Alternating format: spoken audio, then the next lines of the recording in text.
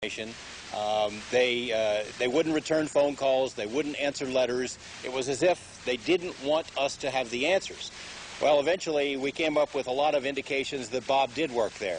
We found, for example, the newspaper from Los Alamos that lists him as being a physicist from the lab. We found the laboratory telephone book that lists him as being an employee at the lab. We have talked to other people at the lab who worked with him, who tell us that Bob did work on classified projects, that he was a physicist, that he was there.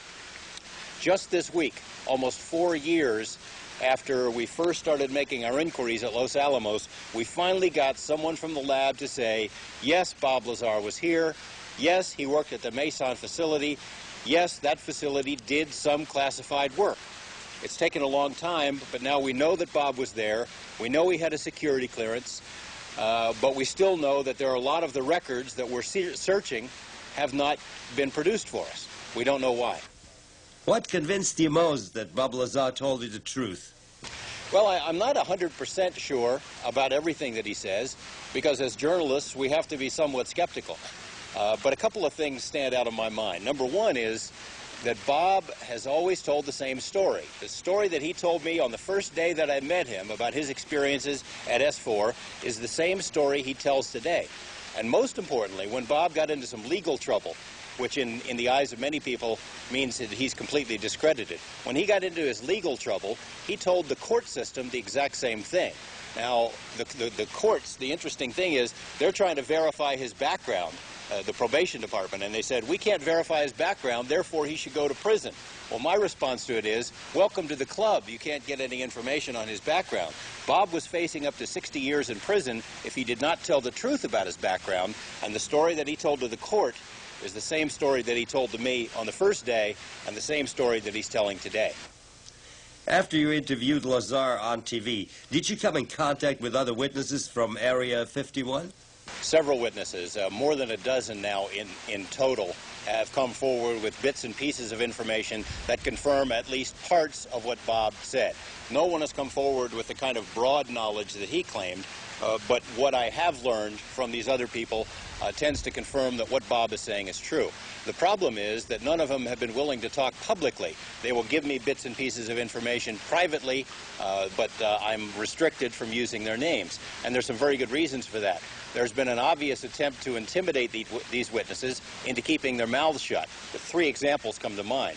One is a former electrical engineer who worked in the television business, who moved from Las Vegas and whom I worked with, moved to another city. He had told me by phone that he had seen a disc under a tarp in a building at Groom Lake. Well, I tried to arrange to do an interview, long-distance interview, with a camera crew in the city where he lives. He agreed to do it as long as I blacked out his face. He comes out the morning after he makes the agreement to give me this interview. There's a car sitting in front of his house, 2 men in suits speaking into a radio. He's not giving it much of a thought, but they followed him to work. When he gets out of work, they followed him home. No interview. He was scared. There's a woman who works in the court system here in Las Vegas in a very responsible position, who formerly worked for a major defense contractor here in Nevada. She had sat in on meetings where she said the discussion between her employer and military officials was about wreckage from Roswell, which had been taken to Area 51, alien wreckage.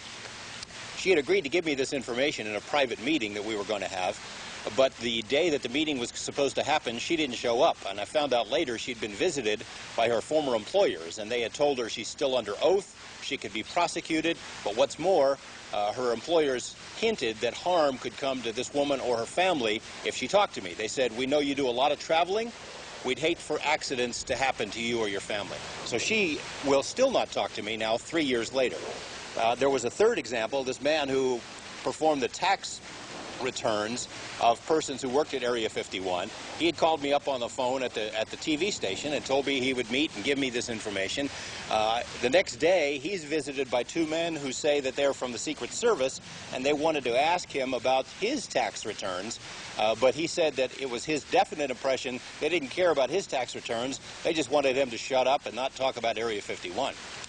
So there are a lot of people like that who have information, who could confirm Bob Lazar's story if they had the courage to come forward.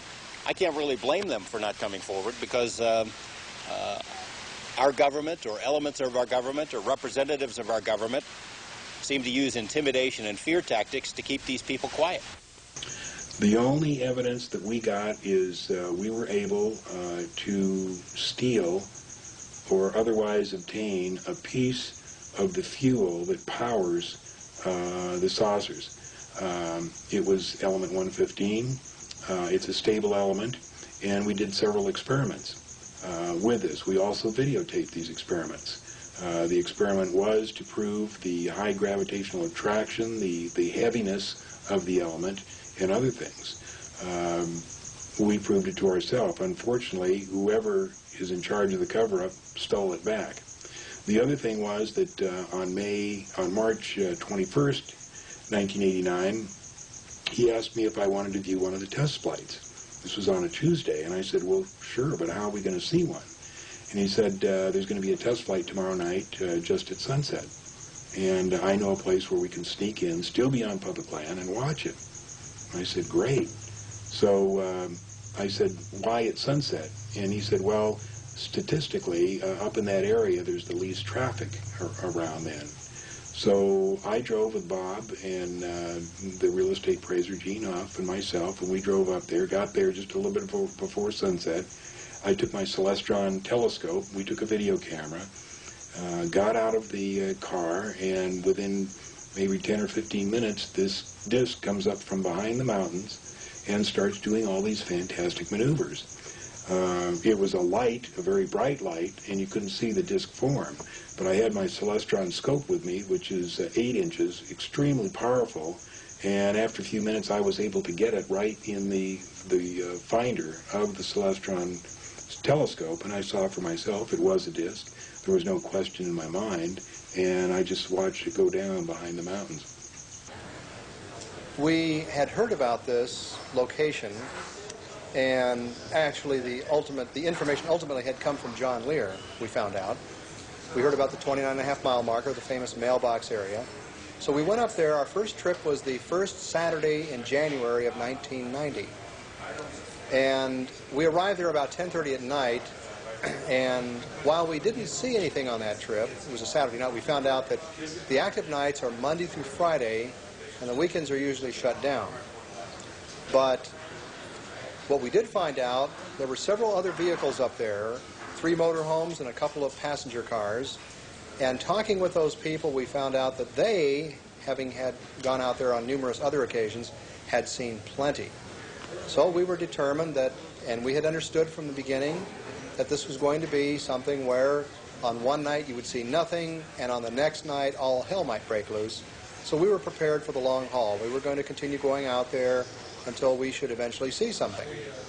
So then upon returning back home, I discovered that I could tune in the Billy Goodman happening out of Las Vegas in Santa Monica. I could receive it. So I started listening, and almost the first night, Bob Lazar was being interviewed by Billy Goodman. And I listened intensely. And I discovered from Lazar's interview that the best nights to go out there are Wednesday nights, that they pull out most of the stops on Wednesday nights. Now, the reason for that was explained, that when they were preparing this facility and the operation, they did a study on Highway 375, the public highway through the action zone, Tickaboo Valley. And they determined from their study that there was the least traffic on Wednesday nights on Highway 375. So that's why Wednesday nights were chosen for most of the action. Although we, in having made numerous other trips, determined that almost any weeknight is effective, Monday through Friday. But Wednesdays always seems to be the most prolific, probably for that reason. But then, of course, we wondered that since we were going out there on a Wednesday night, maybe that would perturb the formula, and then, of course, it would shift to some other weeknight. Who knows? So, but still, nevertheless, it seems that Wednesday nights still continue to dominate with the greatest amount of activity out there. So, our next trip was Wednesday, February 28th.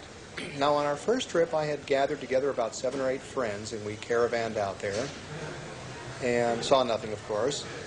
Then I started organizing the same group of friends to make this second trip.